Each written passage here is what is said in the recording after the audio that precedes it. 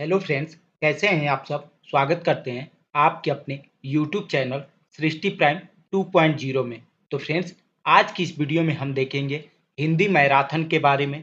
और ये हिंदी मैराथन सभी प्रतियोगी परीक्षा के लिए बहुत ही हेल्पफुल है। इसमें जितने भी क्वेश्चन है ये एग्जाम के दृष्टि से बहुत ही महत्वपूर्ण क्वेश्चन है। और ये क्वेश्चन आपको एग्जाम में डायरेक्टली और इनडायरेक्टली दोनों तरह से हेल्प करेंगे। तो वीडियो को लास्ट तक देखिएगा। चलिए स्टार्ट करते हैं बिना समय गंवाए। ये सभी प्रतियोगी परीक्षा के लिए हेल्पफुल है। और ये वनडे जितनी भी प्रतियोगी परीक्षा वनडे एग्जाम होती हैं उन सभी में ये आपको बहुत ही हेल्प करेगा, सहायता करेगा। तो चलिए पहला क्वेश्चन स्टार्ट करते हैं। सार्थक शब्दों का ऐसा व्यवस्थित समूह जो किसी भाव या विचारों को पूर्णतः व्यक्त कर सकता है कहलाता है। ए शब्द वाक्य, बी शब्द, सी उपवाक्य और डी विषय। तो बताइएगा इस क्वेश्चन का सही ऑप्शन क्या हो जाएगा। तो इस क्वेश्चन का सही ऑप्शन हो जाएगा ए वाक्य कहलाएगा। क्या सार्थक शब्दों का ऐसा व्यवस्थित समूह जो किसी भाव या विचारों को पूर्णतः व्यक्त करे क्या कहलाता है, वाक्य कहलाता है। अब आइए अगला क्वेश्चन देखते हैं। अगला क्वेश्चन क्या है। तो अगला क्वेश्चन उनके अनेक प्रकार की विद्या सीखी। उसने अनेक प्रकार की विद्या सीखी। वाक्य में अशुद्धि है। ए उसने अनेक, बी अनेक, सी प्रकार की और डी विद्या। तो बताइएगा इस क्वेश्चन का सही ऑप्शन क्या हो जाएगा। तो इस क्वेश्चन का सही ऑप्शन हो जाएगा डी विद्या। क्या हो जाएगी, विद्या ऑप्शन सही हो जाएगा। उसने अनेक प्रकार की विद्या सीखी। विद्या क्या हो जाएगा, वाक्य में विद्या शब्द में अशुद्धि है, वाक्य में क्या होगा, शुद्ध वाक्य क्या होगा। उसने अनेक प्रकार की विद्याएं सीखी, या बहुवचन है तो ये भी बहुवचन होना चाहिए। तो चलिए अगला क्वेश्चन देखते हैं। अगला क्वेश्चन क्या है। तो अगला क्वेश्चन है जो उपवाक्य प्रधान या मुख्य उद्देश्य और मुख्य विधेय से बना हो उसे कहते हैं। ए आश्रित उपवाक्य, बी प्रधान उपवाक्य, सी संज्ञा उपवाक्य और डी विशेषण उपवाक्य। तो बताइएगा इस क्वेश्चन का सही ऑप्शन क्या हो जाएगा। तो इस क्वेश्चन का सही ऑप्शन हो जाएगा जो बी प्रधान उपवाक्य। जो उपवाक्य प्रधान या मुख्य उप उद्देश्यों और मुख्य विधेयों से बना होता है उसे प्रधान उपवाक्य कहलाता है। वो क्या कहलाता है, प्रधान उपवाक्य कहलाता है। ठीक है, आइए अगला क्वेश्चन देखते हैं। अगला क्वेश्चन क्या है। बांझे खिलना। बांझे खिलना मुहावरे का सही अर्थ है। ए पीछा न छोड़ना, बी ध्यान देना, सी अत्यधिक प्रसन्न होना और डी अत्यंत गहरी दोस्ती। तो बताइएगा इस क्वेश्चन का सही ऑप्शन क्या हो जाएगा। तो इस क्वेश्चन का सही ऑप्शन हो जाएगा सी अत्यंत, क्या होगा, अत्यंत प्रसन्न होना। क्या हो जाएगा, इस मुहावरे का सही अर्थ होगा अत्यंत प्रसन्न होना। अब आइए अगला क्वेश्चन देखते हैं। अगला क्वेश्चन क्या है। अगला क्वेश्चन है अकेले चना भार नहीं फोड़ता। लोकोक्ति का सही अर्थ है। ए मनचाहा बात हो जाना, बी जहां मालिक मूर्ख हो वहां सद्गुणों का आदर नहीं होता और सी है अकेले मनुष्य अपने दम पर किसी भी बड़े काम को अंजाम नहीं दे सकता और डी शारीरिक बल और बुद्धियों के बीच बुद्धि ही श्रेष्ठ होती है। तो बताइएगा इस क्वेश्चन का सही ऑप्शन क्या हो जाएगा। तो इस क्वेश्चन का सही ऑप्शन हो जाएगा सी अकेले मनुष्य अपने दम पर किसी भी काम को अंजाम नहीं दे सकता। इस क्वेश्चन का यही लोकोक्ति का यही अर्थ होगा। ठीक है, अब आइए अगला क्वेश्चन देखते हैं। अगला क्वेश्चन क्या है। तो अगला क्वेश्चन है निम्नलिखित में से कौन सा अर्था अलंकार है। ए यमक, बी रूपक, सी अनुप्रास और डी श्लेष। तो बताइएगा इस क्वेश्चन का सही ऑप्शन क्या हो जाएगा। तो इस क्वेश्चन का सही ऑप्शन हो जाएगा बी रूपक अलंकार। देखिएगा रूपक अलंकार अर्था अलंकार का भेद है। जो किसी वस्तु को अलंकृत करे उसे क्या कहते हैं, अलंकार कहते हैं। अलंकार के मुख्य तीन भेद होते हैं। कौन कौन से, शब्दालंकार, अर्थालंकार और उभयालंकार। शब्दालंकार में अनुप्रास, यमक, श्लेष, विवक्षा, वक्रोक्ति। अर्थालंकार में उपमा, रूपक, उत्प्रेक्षा, मानवीकरण, विरोधाभास, संदेह, अतिशयोक्ति आदि होते हैं। ठीक है, तो अब आइए अगला क्वेश्चन देखते हैं। अगला क्वेश्चन क्या है। अनुप्रास अलंकार के कितने भेद होते हैं। तो बताना है अनुप्रास अलंकार के कितने भेद होते हैं। तो ऑप्शन है 8, 6, 5, 7। तो बताइएगा इस क्वेश्चन का सही ऑप्शन क्या हो जाएगा? तो इस क्वेश्चन का सही ऑप्शन हो जाएगा 5। अनुप्रास अलंकार के कितने भेद होते हैं? 5। जब किसी वर्ण की बार बार आवृत्ति हो वहां अनुप्रास अलंकार होता है। इसके भेद क्या होते हैं? छेकानुप्रास, वृत्त्यानुप्रास, लाटानुप्रास, अनंत्यानुप्रास, श्रुत्यानुप्रास। ये क्या होते हैं? 5 भेद होते हैं किसका? अनुप्रास अलंकार के। अब आइए अगला क्वेश्चन देखते हैं। अगला क्वेश्चन क्या है? जब उपमेय में उपमान की संभावना या कल्पना कर ली जाए तब कौन सा अलंकार होता है? ए व्यतिरेक, बी उपमा, सी उत्प्रेक्षा और डी रूपक। तो बताइएगा इस क्वेश्चन का सही ऑप्शन क्या हो जाएगा? तो इस क्वेश्चन का सही ऑप्शन हो जाएगा सी उत्प्रेक्षा। जब उपमेय में उपमान की संभावना या कल्पना कर ली जाती है तो वहां पे क्या होता है? उत्प्रेक्षा अलंकार होता है। उत्प्रेक्षा अलंकार के 3 भेद होते हैं: वस्तु प्रेक्षा, हेतु प्रेक्षा, फलोतु प्रेक्षा। ठीक है।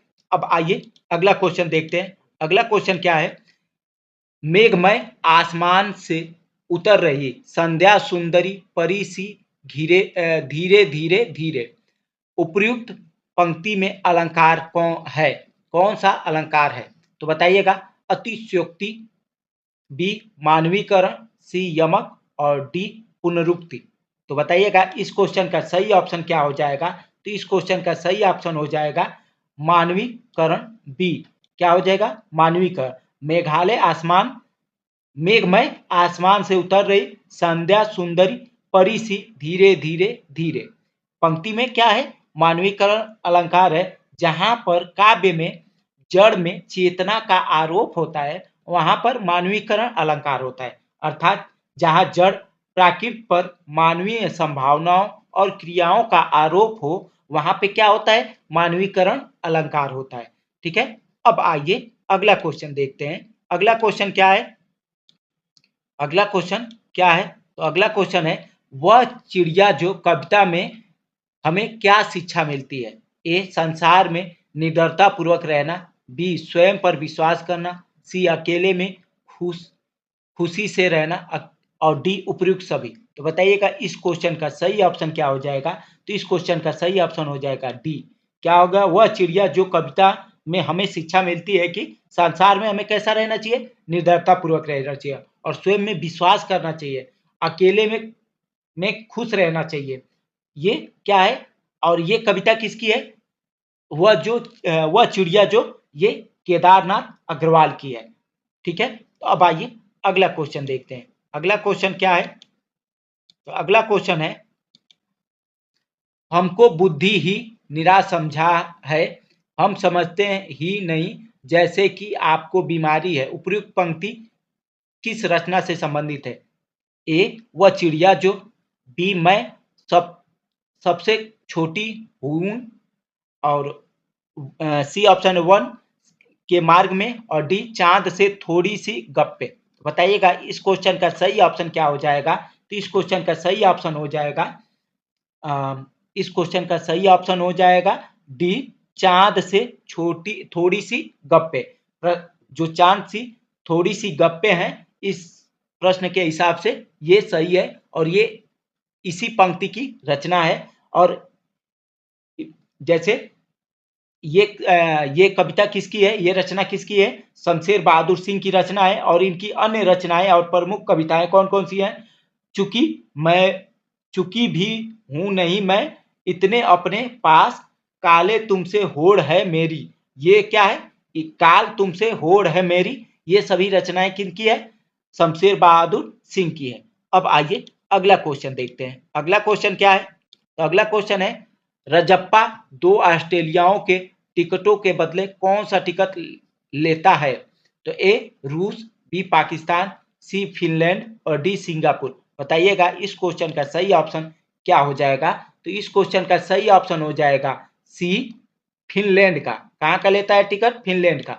रजप्पा 2 ऑस्ट्रेलिया के टिकट के बदले फिनलैंड का टिकट लेता है। यह टिकट एल्बम पार्ट से है। टिकट एल्बम पार्ट से है और टिकट एल्बम तमिल लेखक सुंदरा रामास्वामी की रचना है रचना हिंदी अनुवाद है जो सुमित अय्यर द्वारा अनुवादित किया गया है। ठीक है, तो आइए अब अगला क्वेश्चन देखते हैं। अगला क्वेश्चन क्या है?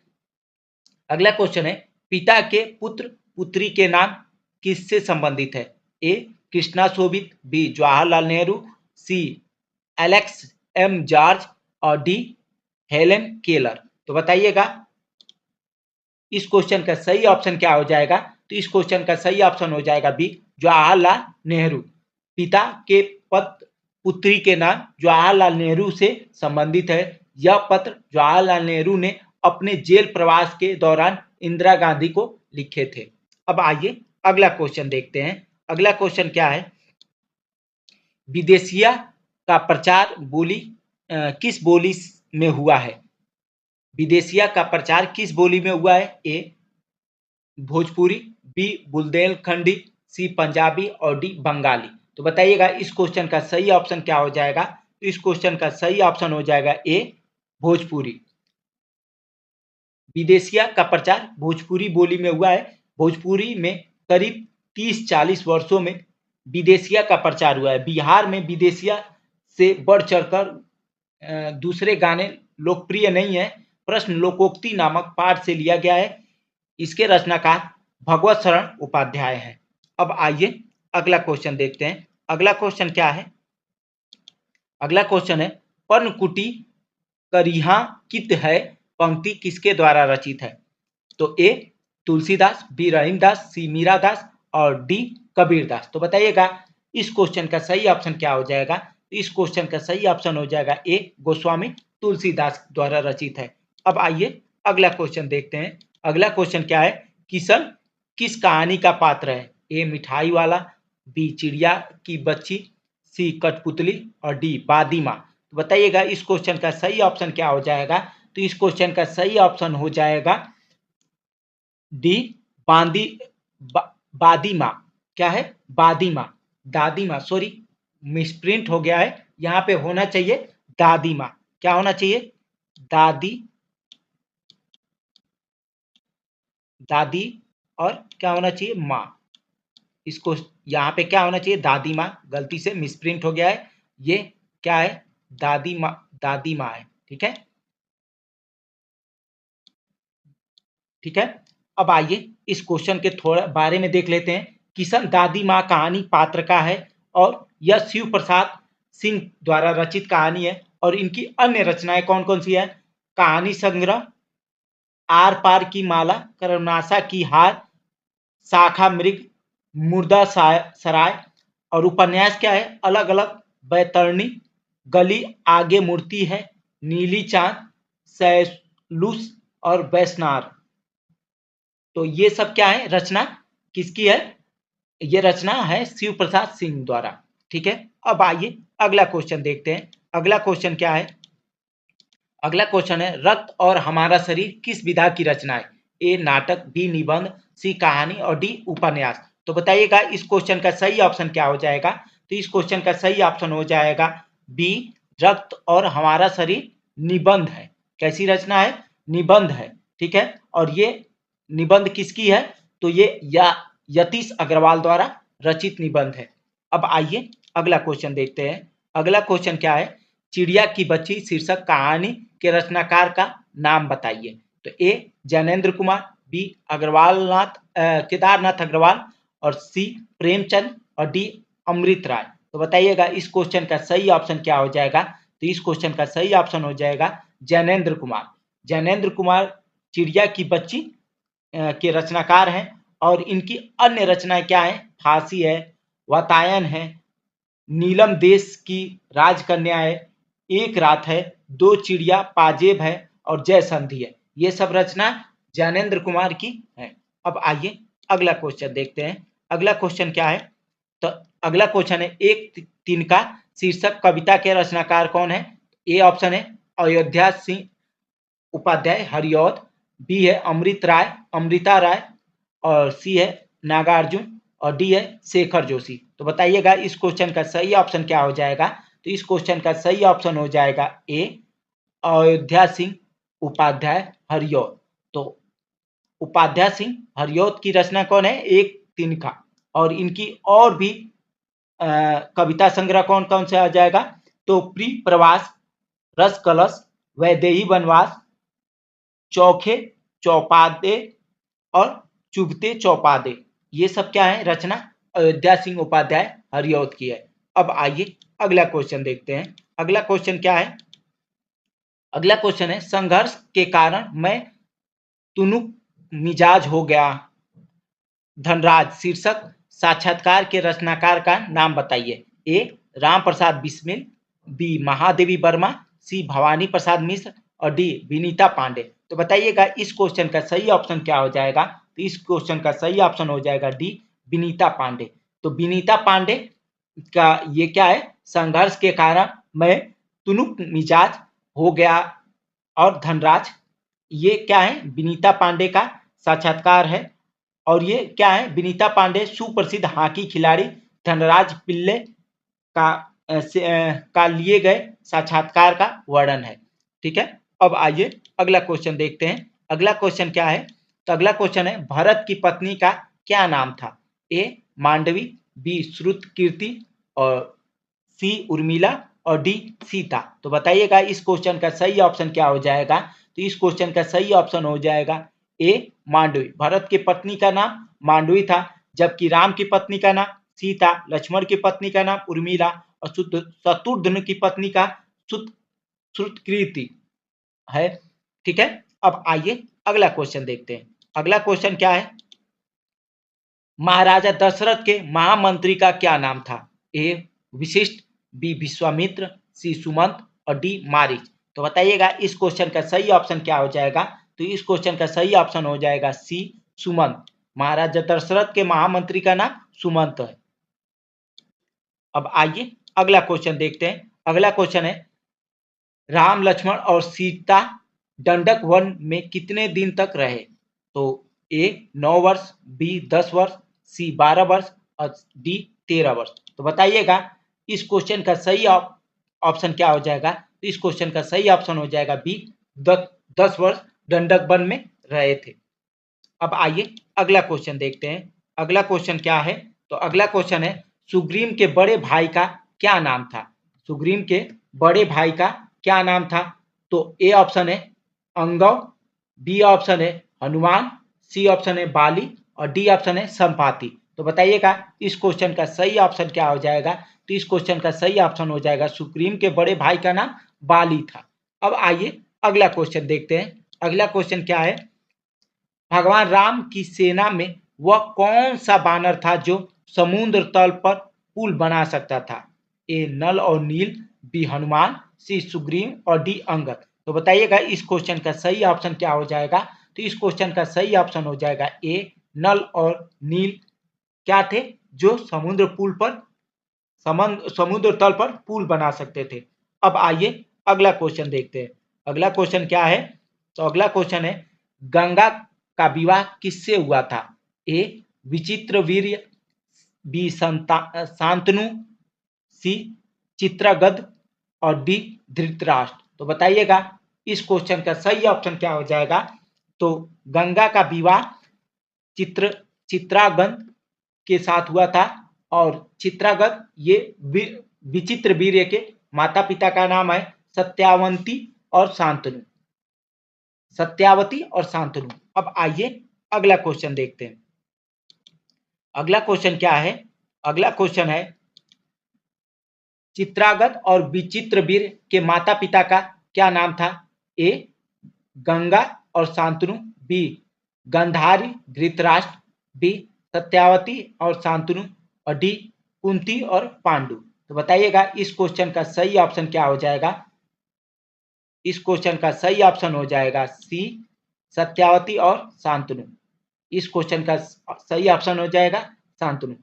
एक मिनट थोड़ा सा रुक जाइएगा। ये क्वेश्चन का गंगा का विवाह किससे हुआ था, तो इसमें थोड़ा सा मिसप्रिंट हो गया है।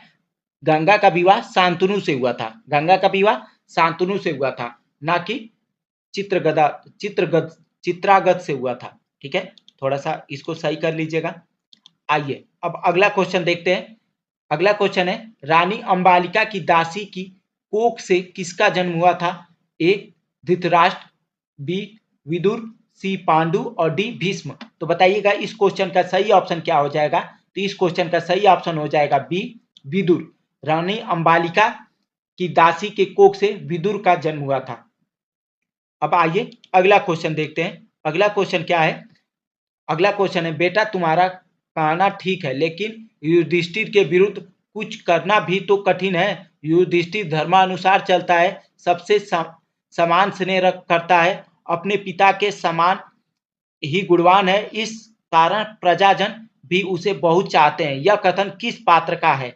ए भीषा, बी विदुर, सी धृतराष्ट्र और डी शकुनी। तो बताइएगा इस क्वेश्चन का सही ऑप्शन क्या हो जाएगा। तो इस क्वेश्चन का सही ऑप्शन हो जाएगा सी धृतराष्ट्र। धृतराष्ट्र का कहना, ये महाभारत का कथन है, धृतराष्ट्र द्वारा कहा गया है। अब आइए अगला क्वेश्चन देखते हैं। अगला क्वेश्चन है, पांडवों की सेना का सेनापति किसे बनाया गया था। ए श्री कृष्ण, बी धृष्टद्युम्न और सी युधिष्ठिर और डी भीम। तो बताइएगा इस क्वेश्चन का सही ऑप्शन क्या हो जाएगा। तो इस क्वेश्चन का सही ऑप्शन हो जाएगा धृष्टद्युम्न। थोड़ा सा इसमें मिस्टेक हो गया है, धृष्टद्युम्न हो जाएगा, धृष्टद्युम्न। इस क्वेश्चन का पांडवों के सेनापति कौन था, धृष्टद्युम्न था। अब आइए अगला क्वेश्चन देखते हैं। अगला क्वेश्चन क्या है, लाख की चूड़ियां कहानी के लेखक का नाम बताइए। ए हरिशंकर परसाई, बी हजारी प्रसाद द्विवेदी, सी कामतानाथ और डी रामदरस मिश्र। तो बताइएगा इस क्वेश्चन का सही ऑप्शन क्या हो जाएगा। तो इस क्वेश्चन का सही ऑप्शन हो जाएगा कामतानाथ। लाख की चूड़ियां किसकी है, कामतानाथ की है। और इनकी अन्य संग्रह कौन सी है, छुट्टियां, तीसरी सांस, सांस सब ठीक हो जाएगा, शिकस्त, ये सब क्या है, कामतानाथ की अन्य कहानी संग्रह है। लाख की चूड़ियां भी के लेखक यही है, कामतानाथ। अब आइए अगला क्वेश्चन देखते हैं। अगला क्वेश्चन क्या है। अगला क्वेश्चन है, वह महान आदमी आ रहा है जिसने एक टायर के लिए प्राण दे दिया, मर गया पर टायर नहीं बदला। उपयुक्त विचार बस की यात्रा शीर्षक व्यंग के पात्र किस पात्र के मन में उत्पन्न हो रहा था। ए लेखक, बी बस ड्राइवर, सी ड्राइवर मित्र और डी है कंपनी के हिस्सेदार। तो बताइएगा इस क्वेश्चन का सही ऑप्शन क्या हो जाएगा। इस क्वेश्चन का सही ऑप्शन हो जाएगा ए लेखक। लेखक के मन में ये विचार उत्पन्न हो रहा था, वह महान आदमी आ रहा है जिसने टायर के लिए प्राण दे दिया और टायर नहीं बदला। ठीक है, यह विचार बस की यात्रा शीर्षक से लिया गया है। अब आइए अगला क्वेश्चन देख रहे हैं। अगला क्वेश्चन क्या है। अगला क्वेश्चन है, भगवान के डाकिए शीर्षक कविता के रचनाकार हैं। ए अरविंद कुमार सिंह, बी भगवती चरण वर्मा, सी रामदरस मिश्र और डी रामधारी सिंह दिनकर। तो बताइएगा इस क्वेश्चन का सही ऑप्शन क्या हो जाएगा। तो इस क्वेश्चन का सही ऑप्शन हो जाएगा डी रामधारी सिंह दिनकर। अब आइए अगला क्वेश्चन देखते हैं। अगला क्वेश्चन क्या है, कमजोर शीर्षक कहानी के रचनाकार का नाम बताइए। ए इतमस्त चुगताई, बी सुभाष गाडते और सी ऑप्शन है प्रदीप तिवारी और डी ऑप्शन है रामदरस मिश्र। तो बताइएगा इस क्वेश्चन का सही ऑप्शन क्या हो जाएगा। तो इस क्वेश्चन का सही ऑप्शन हो जाएगा ए इस्मत चुगताई। इस्मत चुगताई इसके रचनाकार कांचोर के इस्मत चुगताई लेखक है। और इनके अन्य संग्रह क्या है, चोटे, छुई मुई, एक बात, शैतान, कलियां, ये सब क्या है, इनके रचना है। ठीक है, अब आइए अगला क्वेश्चन देखते हैं। अगला क्वेश्चन क्या है, काढ़त गुड़त नहावत जय हे, नागिन सी भूतलोटी, कंचो दूध पीबावत, पिच पिच देती न माखन रोटी।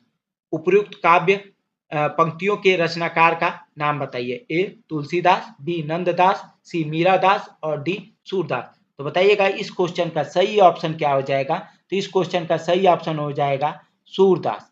ठीक है, इस क्वेश्चन का सही ऑप्शन हो जाएगा सूरदास। और इनके अन्य रचना क्या हो जाएगा। तो अन्य रचना हो जाएगा सूर सरावली, साहित्य लहरी, सूर सागर, सूरदास की ये सब रचना है। अब आइए अगला क्वेश्चन देखते हैं। अगला क्वेश्चन क्या है? तो अगला क्वेश्चन है, भारत के किस प्रधानमंत्री द्वारा भारत की खोज नामक पुस्तक की रचना की गई? ए लाल बहादुर शास्त्री, बी इंदिरा गांधी, सी जवाहरलाल नेहरू और डी राजीव गांधी। तो बताइएगा इस क्वेश्चन का सही ऑप्शन क्या हो जाएगा? तो इस क्वेश्चन का सही ऑप्शन हो जाएगा सी जवाहरलाल नेहरू। जवाहरलाल नेहरू जो भारत के पूर्व प्रधानमंत्री रह चुके हैं और ये इनकी रचना है भारत की खोज। और इनकी अन्य पुस्तक है मेरी कहानी, राजनीति से दूर, इतिहास के महापुरुष, विश्व इतिहास की झलक। ये सब क्या है? जवाहरलाल नेहरू की रचना है। अब आइए अगला क्वेश्चन देखते हैं। अगला क्वेश्चन क्या है? सिंधु नदी का दूसरा नाम है? ए इंडिया, बी इंडस, सी इंदु और डी इंद्रनाली। तो बताइएगा इस क्वेश्चन का सही ऑप्शन क्या हो जाएगा? तो सिंधु नदी का दूसरा नाम क्या है? इंडस है। सिंधु नदी का दूसरा नाम क्या है? इंडस है। यह एशिया के सबसे लंबी नदी है और यह भारत, पाकिस्तान, चीन के मध्य बहती है। अब आइए अगला क्वेश्चन देखते हैं। अगला क्वेश्चन क्या है? अगला क्वेश्चन है, मेरे देश को जानने के लिए उस युग की यात्रा करनी होगी जब भारत ने अपनी आत्मा को पहचानकर अपनी भौतिक सीमाओं का अतिक्रमण किया। यह किस विद्वान द्वारा उल्लिखित कथन है? ए रविंद्रनाथ टैगोर, बी राजा राम मोहन राय, सी विवेकानंद और डी दयानंद सरस्वती। तो बताइएगा इस क्वेश्चन का सही ऑप्शन क्या हो जाएगा? तो इस क्वेश्चन का सही ऑप्शन हो जाएगा रविंद्रनाथ टैगोर। रविंद्रनाथ टैगोर की ये रचना है। ये बांग्ला साहित्यकार हैं और इनकी अन्य रचनाएं कौन कौन सी हो जाएगी? कवि काहिनी, वनफूल, भग्न हृदय, प्रभात संगीत, शैशव संगीत, मानसी, नदी, चित्रा। ये सब क्या है? रविंद्रनाथ टैगोर की रचनाएं हैं। अब आइए अगला क्वेश्चन देखते हैं। अगला क्वेश्चन क्या है? तो अगला क्वेश्चन है, राजा राममोहन राय ने किस प्रथा पर रोक लगाई? ए बाल विवाह, बी विधवा विवाह, सी सती प्रथा और डी पर्दा प्रथा। तो बताइएगा इस क्वेश्चन का सही ऑप्शन क्या हो जाएगा? तो इस क्वेश्चन का सही ऑप्शन हो जाएगा सती प्रथा। राजा राम मोहन राय ने सती प्रथा पर रोक लगाई थी। अब आइए अगला क्वेश्चन देखते हैं। अगला क्वेश्चन क्या है? अगला क्वेश्चन है, मुझे ये याद तो नहीं कि ऐसा कैसे हुआ, लेकिन ऐसा लगता है था कि रात कभी खत्म क्यों नहीं होती और सुबह क्यों नहीं आती। उक्त कथन किस लेखक के बारे में है? ए हेलन केलर और बी है A M Nagarajan, C option है सुंदरा रामास्वामी और डी ऑप्शन है एलेक्स एम जॉर्ज। तो बताइएगा इस क्वेश्चन का सही ऑप्शन क्या हो जाएगा? तो इस क्वेश्चन का सही ऑप्शन हो जाएगा ए हेलन केलर। हेलन केलर की ये है और यह कथन हेलन केलर की है और ये उक्त लेखिका के बारे में है। ये लेखिका क्या है? आत्मकथा स्टोरी ऑफ लाइफ से उद्गृहित है। ये किसकी पंक्ति है? तो स्टोरी ऑफ लाइफ की पंक्ति है। ठीक है, और हेलन केलर की ये रचना है। अब आइए अगला क्वेश्चन देखते हैं। अगला क्वेश्चन है, बसंत भाग 1 के पाठ नौकर में श्रीमती पोलक कौन थी? ए गांधी जी की प्रेमिका, गांधी जी की सहपाठी और सी ऑप्शन है गांधी जी के मित्र की पत्नी और डी गांधी जी की शिष्या। तो बताइएगा इस क्वेश्चन का सही ऑप्शन क्या हो जाएगा? तो बसंत पाठ 1 भाग से नौकर के श्रीमती पोलक गांधी जी के मित्र की पत्नी थी। क्या थी? गांधी जी के मित्र की पत्नी। ठीक है, अब आइए अगला क्वेश्चन देखते हैं। अगला क्वेश्चन है, खूब लड़ी मर्दानी वह तो झांसी वाली रानी थी। उक्त काव्य पंक्ति सुभद्रा कुमारी चौहान के किस काव्य संग्रह से संग्रहित है? ए चित्र त्रिधरा, मुकुल, उमादिनी और डी टिकट एल्बम। तो बताइएगा इस क्वेश्चन का सही ऑप्शन क्या हो जाएगा? तो इस क्वेश्चन का सही ऑप्शन हो जाएगा मुकुल। खूब लड़ी मर्दानी वो तो झांसी वाली रानी थी। ये किसका है, किस संग्रह का है? मुकुल संग के संग्रह का है। अब आइए अगला क्वेश्चन देखते हैं। अगला क्वेश्चन क्या है? संदेश हमें भी है, आप अब इस पर बराबर ध्यान रखिएगा। बसंत भाग एक के किस पाठ के उक्त कथन से उद्गृहित है? ए पार नजर के, बचपन, नादान दोस्त, इनमें से कोई नहीं। तो बताइएगा इस क्वेश्चन का सही ऑप्शन क्या हो जाएगा? तो इस क्वेश्चन का सही ऑप्शन हो जाएगा पार नजर के। पार नजर से है और ये इसके लेखक कौन है? जयंत विष्णु निर्लिकर निर्लिकर है। अब आइए अगला क्वेश्चन देखते हैं। अगला क्वेश्चन क्या है? अगला क्वेश्चन है, कर मूर्खता की बातें न करो, हम सब को एक साथ मिलकर अर्जुन का मुकाबला करना होगा। यह कथन प्रतिज्ञा पूर्ति पाठ में किसका है? ए द्रोण का, बी अर्जुन का, सी कृपाचार्य का और डी दुर्योधन का। तो बताइएगा इस क्वेश्चन का सही ऑप्शन क्या हो जाएगा? तो इस क्वेश्चन का सही ऑप्शन हो जाएगा कृपाचार्य का। कर मूर्खता की बातें न करो, हम सबको यह एक साथ मिलकर अर्जुन का मुकाबला करना होगा। यह कथन प्रतिज्ञा पूर्ति पाठ में कृपाचार्य का है। तो फ्रेंड्स, वीडियो कैसा लगा? वीडियो की क्वालिटी कैसी लगी? और स्पेशली मेरी मेहनत कैसी लगी?